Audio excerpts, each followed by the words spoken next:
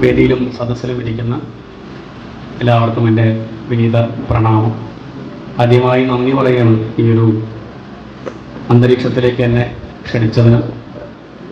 മനോഹരമായിട്ടുള്ള പ്രാർത്ഥന, പിന്നെ ധ്യാനം. നല്ല ചൂടുണ്ടെങ്കിലും കുറച്ചു നേരം ഒരു ഹിമാലയത്തിലൊക്കെ ഇരിക്കുന്നൊരു പ്രതീതി, ഒരു തപോഭൂമിയിൽ അങ്ങനെ ശാന്തമായിരിക്കാൻ സാധിച്ചു. ഇവിടെ പഠിക്കുന്ന വിദ്യാർത്ഥികൾ ഭാഗ്യവാന്മാരാണ്, ഭാഗ്യവതികളാണ്.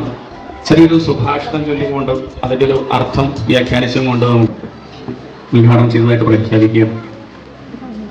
പ്രത്യേകിച്ച് സംസ്കൃതം എന്ന് പറയുമ്പോൾ അതിലെ സുഭാഷിതങ്ങളാണ് നമ്മുടെ നന്മയിലേക്ക് നയിക്കുന്ന ഒട്ടേറെ കാര്യങ്ങൾ. ഇന്നത്തെ കുട്ടികൾക്കുള്ള വലിയൊരു വിഷയം ഒരു പൊതുവേദിയിൽ തൻ്റെ ഉള്ളിലുള്ള ആശയങ്ങൾ വ്യക്തമായിട്ട് പറയാൻ സാധിക്കാത്ത വിഷയം. കമ്മ്യൂണിക്കേഷൻ സ്കില്ലില്ല, ഉള്ളിലുള്ള കാര്യങ്ങൾ പറയാൻ സാധിക്കുന്നില്ല. പറഞ്ഞു കഴിഞ്ഞാൽ വേണ്ടതൊക്കെ വേണ്ടതുപോലെ ആയോ, പറഞ്ഞത് മുഴുവനാക്കാൻ സാധിച്ചു, ഞാൻ ഉദ്ദേശിച്ചത് തന്നെയാണ് അയാൾ മനസ്സിലാക്കിയത്, ഇങ്ങനെയൊക്കെയുള്ള പ്രശ്നങ്ങൾ പൊതുവേ ഉണ്ട്. ഇതൊക്കെ ഇല്ലാതെയാവും. ഇങ്ങനെയുള്ള ഒരു സ്ഥാപനത്തിലാണ് നമ്മൾ പഠിക്കുന്നതെങ്കിൽ.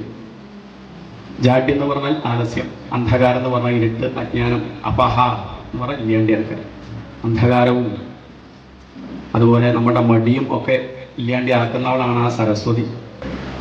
കേയോരാടിന ഭൂഷയന്തി പുരുഷം ഹാരാന ചന്ദ്രോജ്വല ന സ്നാനം ന വിലേപനം ന കുസുമം നാലങ്കൃതാ മൂർധജ വാണ്യേകാ സമലങ്കരോതി പുരുഷം യാ സംസ്കൃതാ ധാര്യത്തെ ക്ഷീയന്തെ ഖലു ഭൂഷണാനി സതതം വാഗ്ഭൂഷണം ഭൂഷണം. അവസാനത്തെ വരിയുടെ അർത്ഥം എന്താണ്? വാഗ്ഭൂഷണം ഭൂഷണം.